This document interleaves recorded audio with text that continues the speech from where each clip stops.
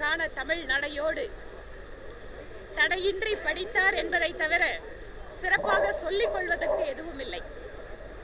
நிறைய திட்டங்களில் அறிவிப்புகள் எல்லாமே மத்திய அரசு திட்டங்களுடைய அறிவிப்புகளை ஒட்டி அதற்கு இன்னொரு பெயர் கொடுத்து அறிவித்த திட்டமாகத்தான் இருக்கிறது. அது நகர்ப்புற மேம்பாட்டுக்கு ஸ்மார்ட் சிட்டி திட்டமாக இருக்கலாம், அனைவருக்கும் வீடு வழங்குகின்ற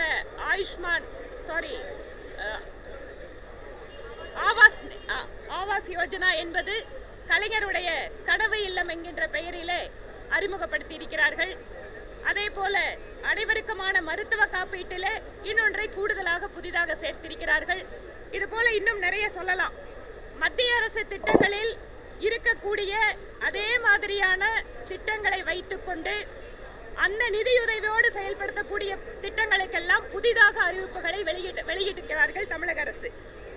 அதே போல அடையாறு கால்வாய், அடையாறு ஆறினை தூய்மைப்படுத்துகின்ற பணி கிட்டத்தட்ட இன்றைய முதலமைச்சருடைய தந்தையார் காலத்தில் இருந்து சொல்லப்படக்கூடிய பணி. ஆனால் அதில் எந்த விதமான முன்னேற்றமும் இல்லாமல் ஒவ்வொரு முறையும் வெறும் அறிவிப்புகளாகவே இருந்து வருகிறது. அதிலும் குறிப்பாக கோவைக்கு மெட்ரோ ரயில் திட்டத்திற்கு கடந்த முறை ₹1 நிதி ஒதுக்கினார்கள். இப்போது திட்ட அறிவிக்கையை அனுப்பியிருக்கிறோம் என்கின்ற பதில் 1 வருடம் கழித்து சொல்கிறார். இதுக்கப்புறம் எப்ப மெட்ரோ ரயில் திட்டத்தை கோவைக்கு அவங்க செயல்படுத்த போறாங்கன்னு தெரியல. இது போல கோவையிலே விளாங்குறிச்சி பகுதியில ஏற்கனவே கட்டப்பட்டு வருகின்ற டைடல் பார்க்கை ஏதோ புதிதாக திறக்கப்படுகின்றது போல ஒரு அறிவிப்பு கொடுத்திருக்காங்க. இவையெல்லாம் பார்க்கின்ற பொழுது இந்தியாவிலேயே அதிகமாக கடன் வாங்கி இருக்கக்கூடிய மாநிலம், முதல் பட்ஜெட்டிலே பல சிறப்பான உலக அளவில் இருக்கின்ற பொருளாதார நிபுணர்களை எல்லாம் ஆலோசகர்களாக வைத்திருந்து தமிழக அரசு மீண்டும் 3வது முறையாக பட்ஜெட் கொடுக்கும் போது இவ்வளவு பற்றாக்குறையோடு கொடுக்கிறார்கள் என்றால் அந்த உலக பொருளாதார நிபுணர்களுக்கு செலவு செய்த தொகை எவ்வளவு, அவர்கள் கொடுத்த அந்த அறிவுரைகளை எல்லாம் இந்த அரசு பின்பற்றவில்லையா என்கின்ற சந்தேகம் வருகிறது. இன்னும் விஸ்வகர்மா திட்டம் மத்திய அரசு செயல்படுத்திக் கொண்டு இருக்கக்கூடிய திட்டம். அதே மாதிரியான பயனாளிகள், அதே தொழில் செய்பவர்கள், அவர்களுக்கு நாங்க இன்னொரு பெயர்ல இந்த திட்டத்தை அறிமுகப்படுத்துறோம்னு சொல்றாங்க. எவையெல்லாம் ஏற்கனவே இருக்கின்ற திட்டங்களோ அதை சிறப்பாக செயல்படுத்துவதை விட்டுவிட்டு ஒன்றிய அரசு அறிவித்த திட்டத்தை நாங்க செயல்படுத்த மாட்டோம், அதுக்கு பதிலாக நாங்க ஒரு வேற பேர் கொடுப்போம் அப்படிங்கிற அந்த ஒரு மத்திய அரசுக்கு எதிரான மனப்போக்கு தான் நிறைய இடங்கள்ல பார்க்க முடிகிறது. அது இல்லாம கடைசியில ஒன்றிய அரசு நிதியுதவி வழங்கல, ஜிஎஸ்டியில எங்களுக்கு இழப்பீடு நிறுத்துறாங்க அப்படின்னு சொல்றாங்க. ஜிஎஸ்டி இழப்பீடுங்கிறது ஏற்கனவே முடிவு செய்யப்பட்ட விஷயம். அதற்கு மாற்றாக மத்திய அரசு நீண்ட கால ஒரு கடன் தொகை உதவியை வழங்கி கொண்டிருக்கிறது எல்லா மாநிலத்துக்கும். அதையெல்லாம் வசதியாக மறந்துவிட்டு இந்த நிதிநிலை அறிக்கையிலே மத்திய அரசை குற்றம் சொல்வது போல சில விஷயங்களை சேர்த்து ஒரு அறிக்கையை கொடுத்திருக்கிறார்கள். புதிதாக சொல்வதற்கு எதுவும் இல்லை.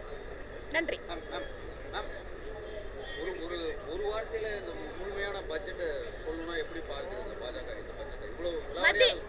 மத்திய அரசினுடைய ஒரு சில திட்டங்களுக்கெல்லாம் புதிய பெயர்களை கொடுத்து இறுதியாக தங்களுடைய வருவாய் பெருக்கத்தினை அவர்கள் அதிகரிக்க முடியாமல் அதற்கு பழியாக மத்திய அரசின் மீது பழி போடுகின்ற ஒரு அரசின் நிதிநிலை அறிக்கையாகத்தான் இதை பார்க்க முடியும். மத்திய அரசு நிதி வரலன்றத பட்ஜெட்லயும் குறிப்பிட்டிருக்காங்க. நிதி பற்றாக்குறை பல்லாயிரம் கோடி ரூபாய் சுட்டி காமிச்சிருக்காங்க. அதை எப்படி பார்க்குறீங்க? அதாவது ஒவ்வொரு மாநிலமும் ஒரு குறிப்பிட்ட வரம்பிற்குள்ளாக தான் கடன் பெற முடியும் என்பது இந்திய நாட்டிலே நாம ஏற்படுத்தியிருக்கக்கூடிய ஒரு நிலைமை. ஏனென்றால் ஒவ்வொரு மாநிலமும் தங்களுடைய வருவாய்க்கு மீறி தங்களுடைய என்னவெல்லாம் அந்த திட்டங்கள் இவங்க அறிவிச்சிருக்காங்களோ அதற்கான தேவைகளுக்கு மேலாக கடன் வாங்குகின்ற பொழுது அந்த மாநிலத்தினுடைய நிதி நிலைமை என்பது மிக மோசமாக சென்றுவிடும்.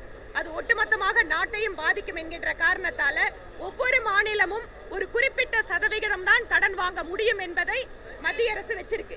இது எதுக்காகனா நிதி நிலைமை மோசமாக செல்லாமல் இருப்பதற்கு. சில நேரங்களில் மாநில அரசு அனாவசியமா செலவழிக்கிறது, தேவையில்லாத விஷயங்களுக்கு செலவழிக்கிறது. இந்த மாதிரி இருக்கும்போது அதிகமா கடன் வாங்கி ஒரு மாநிலத்தோட நிதி நிலைமை ரொம்ப மோசமாயிடக்கூடாது. இது எல்லா மாநிலங்களுக்கு இருக்கக்கூடிய கட்டுப்பாடுகள் தான். ஆனால் தமிழகம் தொழில் வளர்ச்சியில் இருக்கிற மாநிலம்னா கூட அதிகமாக கடன் வாங்கி இருக்கக்கூடிய மாநிலம். அதுவும் கடந்த 2.5 ஆண்டுகளுக்குள்ளாக அதிகமாக கடன் பெற்றிருக்கிறார்கள். ஆனாலும் கூட நம்மளோட மின் பகிர்மான கழகத்தினுடைய இழப்பு போக்குவரத்து கழகங்களுடைய இழப்பு, வரி வருவாய் மேம்படுத்துவதற்கு எதுவும் உருப்படியான திட்டங்கள் இல்லாமல் இருப்பது. இதன் காரணமாக தமிழ்நாடு ஒரு வளர்ந்த மாநிலம் இருந்தாலும் கூட பற்றாக்குறை பட்ஜெட்டாக போட வேண்டிய சூழல் இவர்களுடைய மேலாண்மையின் காரணமாக வந்திருக்கிறது. 94,060 கோடி ரூபாய் நிதி பற்றாக்குறை இருக்குன்னு சொல்றாங்க. ஆனா புதிய திட்டங்கள் கலைஞர் பேர்ல, முன்னாள் முதலமைச்சர் பேர்ல எல்லாம் புதிய திட்டங்கள் அறிவிக்கல குறை இருந்துகிட்டே இருக்கு. அதை எப்படி பார்க்குறீங்க? 94,060 அதான் சொல்றேன், அதிகமான ஒரு நிதி பற்றாக்குறை, வருவாய் பற்றாக்குறை இருக்கக்கூடிய பட்ஜெட்டாக தான் இதை பார்க்க முடியும். நான் முன்னாடியே சொன்ன மாதிரி நாங்க மற்ற சிங்கப்பூர் மாதிரியான நாடுகளோடு இணையான பொருளாதாரம்னு சொல்ற தமிழ்நாட்டிலோட நிதிநிலை அறிக்கை ஏமாற்றம் அளிப்பதாகத்தான் இருக்கிறது. குடிசைகள் இல்லா தமிழகம் உருவாக்கப்படும் சொல்றாங்க. அதே தான் பிரைம் மினிஸ்டரும் அங்க குடிசைகள் இல்லா வீடுகளை இந்தியா முழுவதும் உருவாக்குறாருன்னு சொல்றாங்க. அதுதான் நான் முன்னாடியே சொன்னேன். நிறைய திட்டங்கள் பாத்தீங்கன்னா மத்திய அரசாங்கத்தோட திட்டங்கள், குடிநீர் குழாய் இணைப்பு அதிகமாக வழங்கி இருப்பதாக பெருமை பேசுகிறார்கள். இது எப்படி நடந்தது? ஜல்ஜீவன் திட்டத்தில் அதிகமான குடிநீர் இணைப்புகளை மத்திய அரசு வழங்கி இருக்கிறது. இந்த மாதிரி ஒவ்வொன்றாக விரிவாக நாங்க எங்களுக்கான வாய்ப்பு வரும்போது உள்ள சட்டப்பேரவையில் பேசுவோம்.